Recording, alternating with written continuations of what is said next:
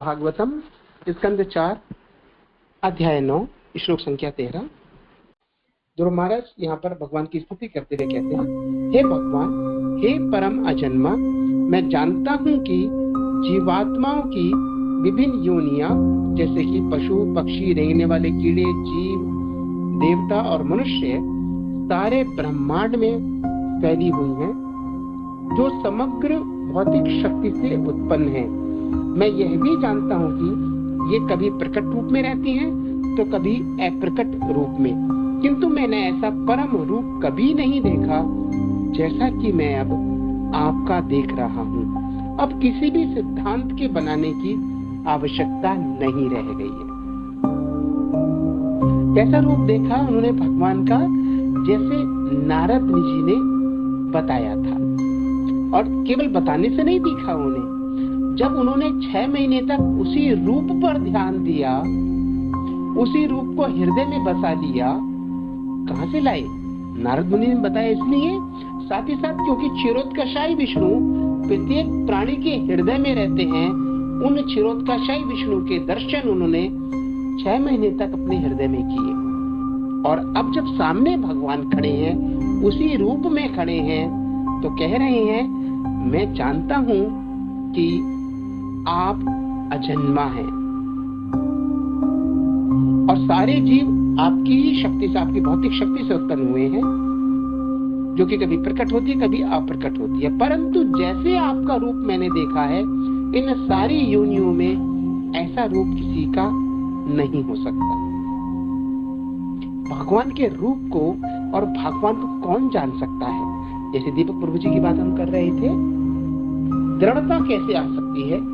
ज्ञान, भगवान का नाम, भगवान के प्रति प्रेम उत्पन्न होना, भक्ति होना, और प्रेमा भक्ति करके हम भगवान को पहचान सकते हैं। श्रीमद् भगवद गीता के 18वें अध्याय के 55वें श्लोक में 18.55 में भगवान ने कहा है कि कौन मुझे जान सकता है, कैसे जान सकता है?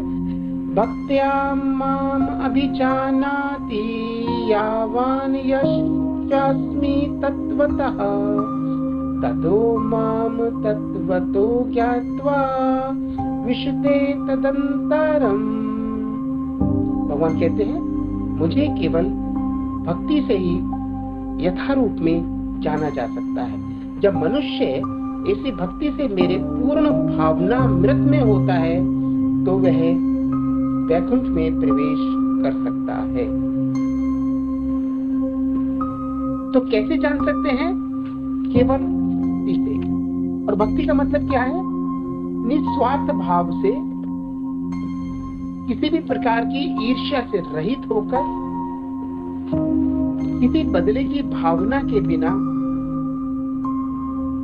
किसी प्रकार के अहंकार के बिना, क्योंकि अहंकार होने के कारण हम दूसरों को समझ नहीं पाते, समर्पित नहीं हो पाते, और जब अहंकार नहीं होगा तब हम समर्पित हो जाते हैं।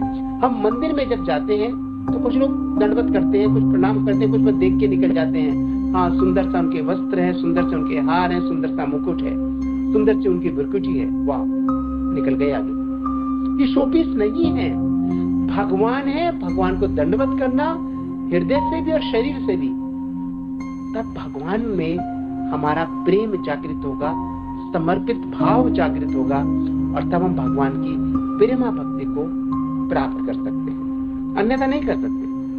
और भगवान ने इसी बात को सिद्ध किया है 7वें अध्याय के 25वें श्लोक में कह के, न हम प्रकाश है सर्वस्य योग माया समावृतः मूढ़ो अयम न अभिजानाति। क्या बोल रहे हैं? मूढ़ो अयम न अभिजानाति लोको माम अजम अव्ययम। मूढ़ मतलब कहते हैं मूर्ख को, मूर्ख, अयम मतलब मुझे, न अभिजानाति, जान नहीं सकते मूर्ख तो मुझको। कैसे नहीं जान सकते? वो ये जान ही नहीं पाते कि मैं अजन्मा हूँ, अविनाशी हूँ। भगवान कृष्ण आए थे, एक हिरन नहीं, जो शिकारी होता है, उसने तीर चलाया, भगवान के पैर में लगा और उनकी मृत्यु हो गई। बहुत जगह सुनते होंगे। भगवान की मृत्यु कभी नहीं होती। भगवान का शरीर सदा दिव्य होता है, और वो अपने धाम को शरीर सहित जाते हैं। ये जो तीर लगने वाली कथा है सच्ची है, और उसके पीछे क्या है कभी कहेंगे तो आप सुनाएंगे, कुछ लोगों को पता भी होगा।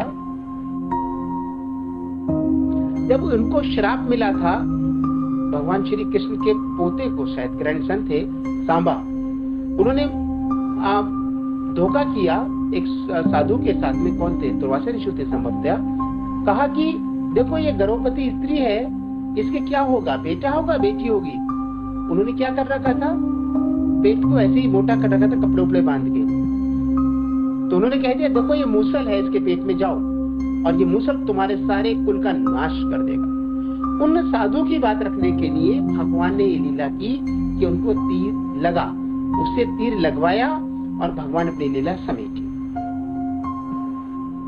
देखा भगवान के न हम सर्वस्य प्रकाशम, मैं सभी, न हम प्रकाशः सर्वस्य, मैं सभी को दिखलाई नहीं देता, सभी मेरे बारे में नहीं जानते थे, परंतु भक्त्या माम अभिजानाति, भक्त जो होते हैं बस वही मेरे बारे में जान सकते हैं, क्योंकि भक्त में समर्पण होता है, भक्त में प्रेम होता है, भक्त में मेरे बारे में, मेरे ऊपर श्रद्धा होती है, भक्त सदा मेरे बारे में सोचता है, सारे कार्य मुझे समर्पित होकर करता है।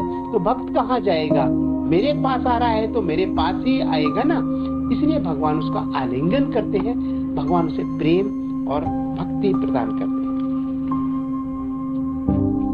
तो बता रहे हैं ध्रुव महाराज यहाँ पर कि जो मैं पहले कुछ नहीं जानता था, आपके दर्शन करने के बाद मैं जान गया हूँ कि आप कौन हैं।